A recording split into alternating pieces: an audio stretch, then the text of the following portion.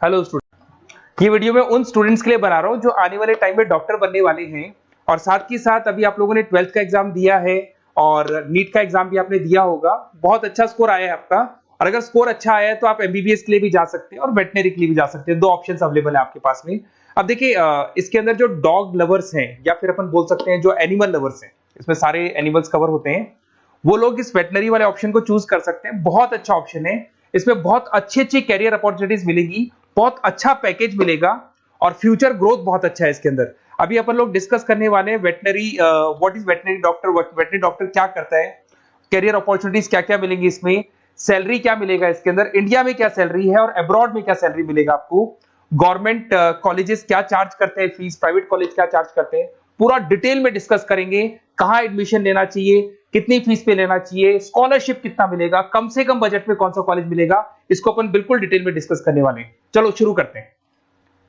अब देखिए, एक वेटनरी डॉक्टर करता है क्या, what the veterinary doctor will do. तो वेटनरी डॉक्टर बहुत सारे काम करता है। डायग्नोस्टिक का काम है, उसका ट्रीटमेंट का काम है, सर्जरी का काम है, प्रिवेंशन क्योर का काम है, इमरजेंसी केयर के लिए आपका जो एनिमल वेलफेयर हो गया, क्लाइंट एजुकेशन हो गया, ये सारे काम को करता है। जैसे अगर अपन डायग्नोस्टिक की बात करें तो एनिमल्स का एग्जामिनेशन करना है, उसका एक्सरे करना है, ब्लड टेस्ट करना है, उसमें वो काम करेगा।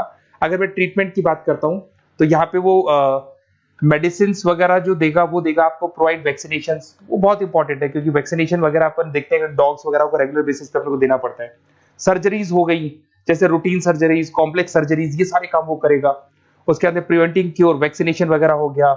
उसके बाद में इमरजेंसी केयर के लिए वो जो काम करेगा, जैसे इमरजेंसी केयर में किसी को किसी एनिमल को कोई प्रॉब्लम आ गया तो उसका लाइफ सेविंग कैसे करना है, इमरजेंसी में कैसे लेना है उसको। एनिमल वेलफेयर में, जैसे जो एनिमल वेलफेयर ऑर्गेनाइजेशन होती है उसमें वो काम करेगा। उसके बाद में क्लाइंट एजुकेशन हो गया, जो भी आपके क्लाइंट्स होंगे जो डॉग रखते हैं, जो भी पेट रखते हैं, उनको क्या खिलाना है, उनको कैसे रखना है, उसके ऊपर डिस्कशन करेगा सारा का सारा। अब देखिए, मेन चीज इसमें आती है कैरियर अपॉर्चुनिटीज। क्या कैरियर अपॉर्चुनिटीज होगी, आप डॉक्टर बन जाएंगे तो डॉक्टर बनने के बाद में आपकी जॉब कहां लगेगी या फिर अपना खुद का प्राइवेट बिजनेस खोलेंगे, कैसे करेंगे आप। इसमें सबसे बढ़िया ऑप्शन है प्राइवेट क्लिनिक्स। ये लोग अपना खुद का प्राइवेट क्लिनिक खोलते हैं, small animal, large animal, mix दोनों के लिए खोल सकते हैं। तो प्राइवेट क्लिनिक के अंदर बहुत अच्छी अर्निंग है। अपन उसका जो सैलरी पार्ट है वो भी डिस्कस करेंगे नीचे। उसके बाद में आपका एनिमल हॉस्पिटल्स हो गए, प्राइवेट और गवर्नमेंट दोनों हॉस्पिटल हैं जहां पे जॉब लग सकती है। रिसर्च इंस्टीट्यूट्स हो गए जहां पे आपका जॉब लग सकता है, जैसे फार्मास्यूटिकल कंपनी हो गया, गवर्नमेंट एजेंसीज हो गया, यहाँ पे जॉब लग सकता है। उसके बाद में गवर्नमेंट एजेंसीज में public health agencies, department of agriculture, यहाँ आपका जॉब लग सकता है।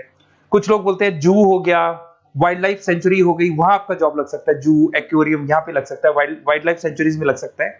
उसके अलावा फूड प्रोडक्शन इंडस्ट्रीज हो गई, जैसे लाइफ स्टॉक प्रोडक्शन हो गया, जैसे कोई मुर्गियों का बिजनेस करता है या मुर्गियों का फार्म है, वहां पे जॉब लग सकता है आपका। एनिमल वेलफेयर एडवाइस के लिए जॉब लग सकता है आपका।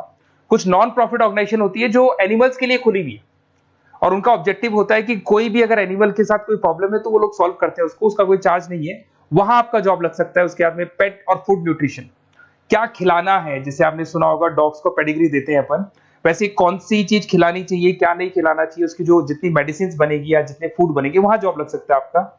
उसके अलावा आपका स्कूल्स एंड कॉलेजेस में आपका जॉब लग सकता है एज अ फैकल्टी। पढ़ने के बाद में अगर आपका इंटरेस्ट है फैकल्टी बनने का तो वहां आपका जॉब लग सकता है।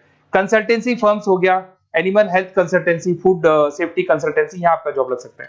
देखो ये सारे ऑप्शंस है। उसके अलावा सैलरी पैकेज देखो, अभी मैं जो सैलरी पैकेज की बात कर रहा हूँ इंडिया की बात कर रहा हूँ, अपना जो होम कंट्री इंडिया इसकी बात कर रहा हूँ। फिर अपन सैलरी पैकेज की बात करेंगे, वो अब्रॉड की बात करेंगे। तो सब में अगर आप देखें तो ऑन एन एवरेज ये मान के चले कि आपका 5 लाख से 10 लाख तक का एवरेज जा रहा है पैकेज। अगर प्राइवेट क्लिनिक भी आप खोलते हैं, गवर्नमेंट सर्विस भी करते हैं ना, तो आप ये मान के चले कि आपका पैकेज 5 से 10 के बीच में जाएगा। उसके बाद रिसर्च इंस्टीट्यूट में भी यही मिलेगा आपको। जूस वगैरह के अंदर आपका यही 5 से 10 लाख के बीच में मिलेगा।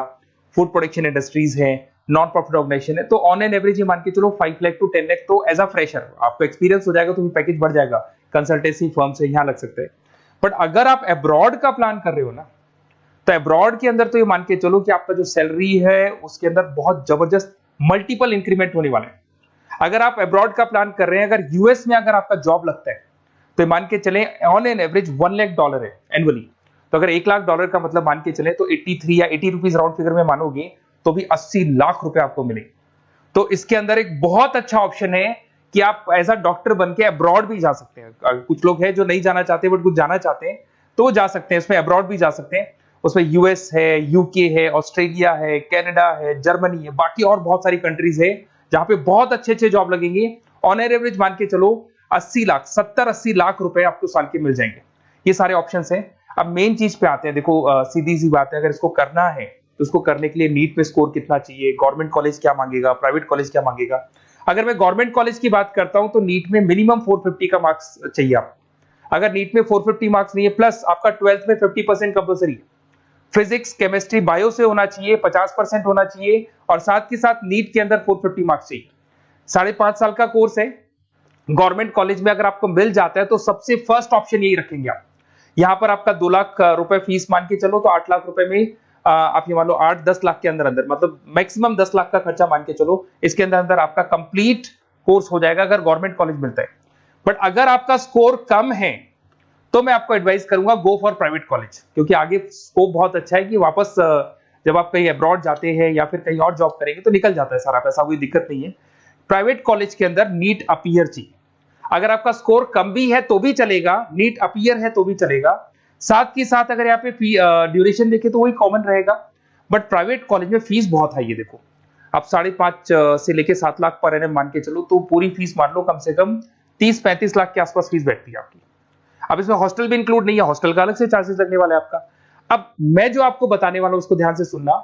प्राइवेट कॉलेज में बहुत सारे कॉलेजेस हैं जो लोग स्कॉलरशिप पे एडमिशन लेते हैं, बच्चों को पता ही नहीं उन कॉलेज के बारे में।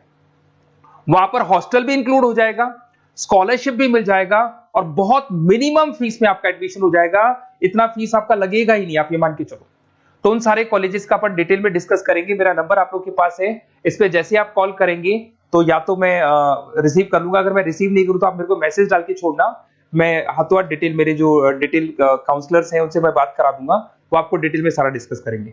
Okay, best of luck. कोई प्रॉब्लम हो, ये नंबर है मेरा, इस पे कॉल कर सकते हैं। Okay, best of luck.